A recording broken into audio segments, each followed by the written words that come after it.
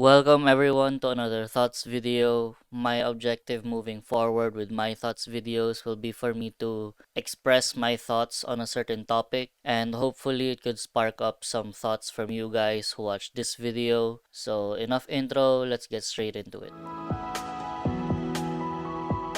So before I actually start, I also wanted to explain why I'm holding my microphone right now. It's because I kind of broke the claw or whatever it's called, the one that I pin here to my shirt. So moving forward in my other videos, I will be holding my microphone. So that explains it.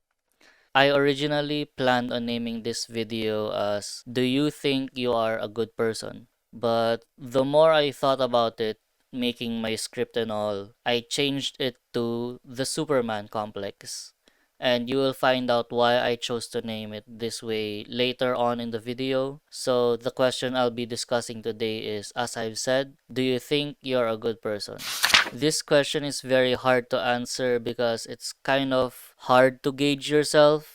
But I think it's a good question to really make you think about how you interact with people, how I interact with people, and all those stuff.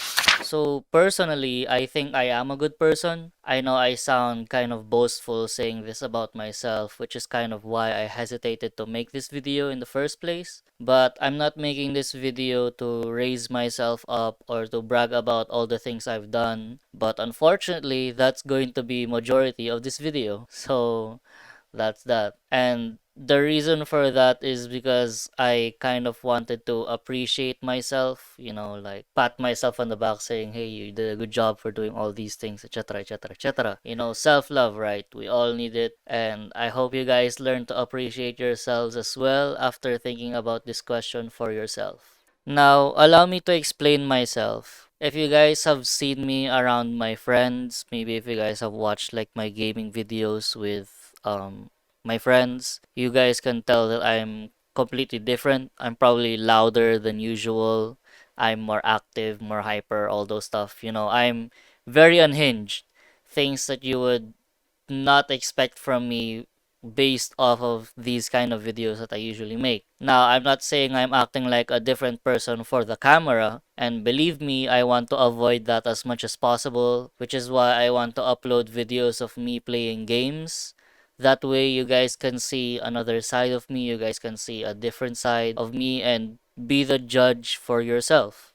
Now, I also want to mention that I have hurt a lot of people throughout my life. I remember back in grade school, I would constantly pick on my friend, because I enjoyed scaring him. Now, for me, I was just having fun. I thought we were just playing. But there was this one time after an event in school that I scared him so much that he started crying. And he was really telling me to like stay away from him. My conscience kicked in and said, whoa, he's actually crying. Like I actually did this to him. So I tried to get closer to him. I tried to apologize, but then he just kept like shoving me away. Like every time I'd go closer, he'd run and he'd say, "Go away, just go away, just go away, stay away from me." So his mom finally came up to pick her son up and she asked me where he was. So I told her he's over there. And I remember that when she was just going closer to him, I just kept apologizing. I just kept saying, I'm sorry, I'm sorry, I'm sorry, I'm sorry, I'm sorry. Every step she got closer, the more that she saw him crying, I just felt so sorry, so apologetic. Thankfully, she wasn't mad at me. She didn't shout at me, she didn't hurt me. But that's probably because she didn't know that I was the one who made her son cry. After that incident, I stopped, I stopped picking on him. I stopped like scaring him. I started really being nice to him. And he did become my best friend. So thankfully, this story has a good ending. It's not one of those I bullied him and then, you know, I, you know, we became friends after that because I really felt bad for doing that to him. I really felt bad seeing his mom see him cry like that and knowing it's because of me. It was just so bad. And from there, I really said that I don't want to anymore. For me, I was just having fun. For me, I thought we were playing, but obviously to him, it was already bullying. It was already not fun for him.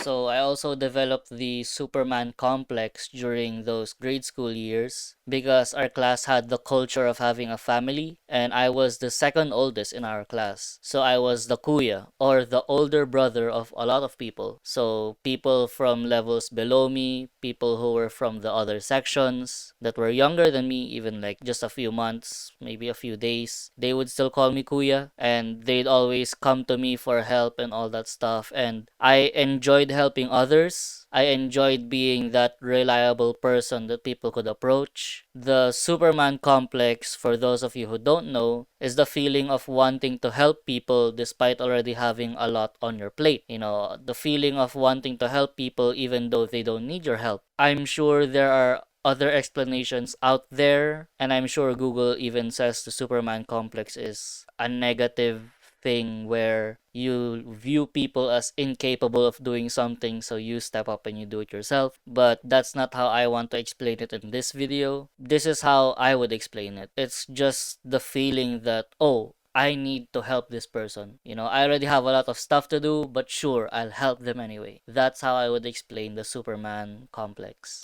Now, usually you'd think this is a good thing to have because helping people is always a good thing, right? But I'm sure for my older audience there are people who are probably the same age as me. You guys already know that this has its own downsides, where in my case, I feel guilty if I can't help. I can't say no when someone asks for my help. I feel the need to help even when the person doesn't need my help. And the reason why I thought it's so clever to call it the Superman complex or superhero complex, it doesn't really matter to me, is because in helping others, you also sometimes end up hurting the others around you or hurting the people around you. So let's think of a superhero movie where the superhero fights the villain, and then the aftermath of this fight, even though the superhero saved the city, even though the superhero beat the villain, the aftermath is the city is broken, the city is in shambles, and all those stuff. I'm going to be giving you a poor example right now, but I think it's still worth sharing. So, back in grade school, a friend of mine who was younger than me had a crush on one of my classmates. And I thought, hey, it would be nice if I could ship them together. I didn't really know the term ship back then, but I just thought it would be nice to have them talk it out and see what were the odds and whatever. So I talked to my classmate, the girl. I made a group chat with the three of us. It's a long, long, long story. In the end, the younger guy got hurt. I kinda ended his happy crush. So obviously I had good intentions, but sometimes it's not always the intentions that matter. I wanted to help. I wanted to make him happy because he's being able to talk to her and all those stuff, but I ended up wrecking the city like every other superhero. Now, let me give you a better example. Back in 2021, when I worked customer service, I loved working there. And it felt good when they would thank me because I was able to help them out with their problems. And honestly, I could care less about the toxic customers who would just get mad at me for being Asian. When I greet them, they say, "Can I talk to an American representative?" I'm always offering them, like, I'm not American, but I can still help you, etc., etc., etc. All those kind of things. I could honestly care less. I could also care less about the people who would come at me angry, rushing me to help them, saying, I only have this much time, was taking so long, etc., etc., etc. Because I know they're mad not at me, but at the problem. True enough, they say thank you afterwards and apologize for getting mad at me. They're always explaining sorry that I was shouting earlier. It's just I'm really stressed with this. I've had this happen. This.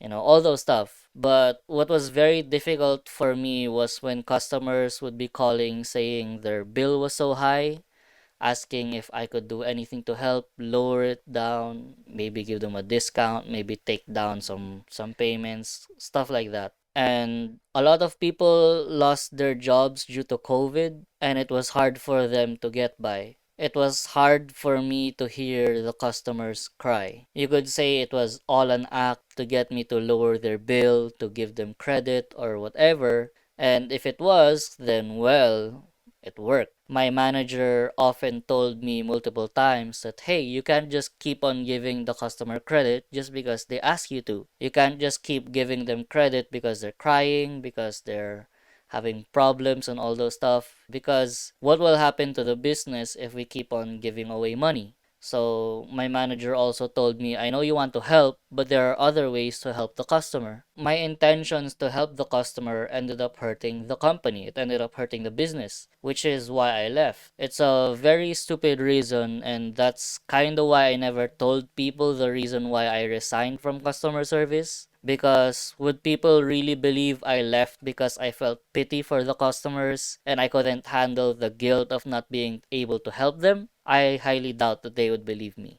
I will say though that it was a good experience for me. I already treated service crew and customer service people with respect. I'd say I'm generally kind to everyone. It's a different story if you're like disrespectful to me, my friends, or family. But the reason why it was a good experience for me was because I learned how to handle or how to like talk to these people even more. Since I've gone through that kind of experience, I know what they're going through. I know that I'm not supposed to be so angry at them. Honestly, I'm never really like mad at the customer service for whatever reason. It's good to know how I could approach people who are working in that kind of industry, because just really be kind to everyone. So to conclude this thoughts video, I would say that I am a pretty good person overall. I volunteered as a teacher for 3 years. I've donated a lot of clothes, shoes, accessories, books. I buy others food, drinks. I've always made myself approachable to everyone. I've always made myself a safe space where anyone can just share whatever they want. I'm really bad with advice unless I have experience on the topic, or unless I have experience on what they're going through. But if I don't, then I'm really just silent all the time. So I'm bad at giving advice, but I am a good listener. I'll just stay there. I also try my best to cheer people up. I don't view myself as the main character in my life. I like to view myself as a supporting character in everyone else's life, which is exactly why I'm doing YouTube in the first place, and also why I'm studying to be a teacher. It's because I want to help people, I want to allow them to reach their full potential. I want to see the growth of other people around me. I love helping people even at the expense of my own sanity. That's all for today's video. Thank you all so much for watching. And remember, live to inspire, live to make a difference, and I'll see you all in the next video. Bye.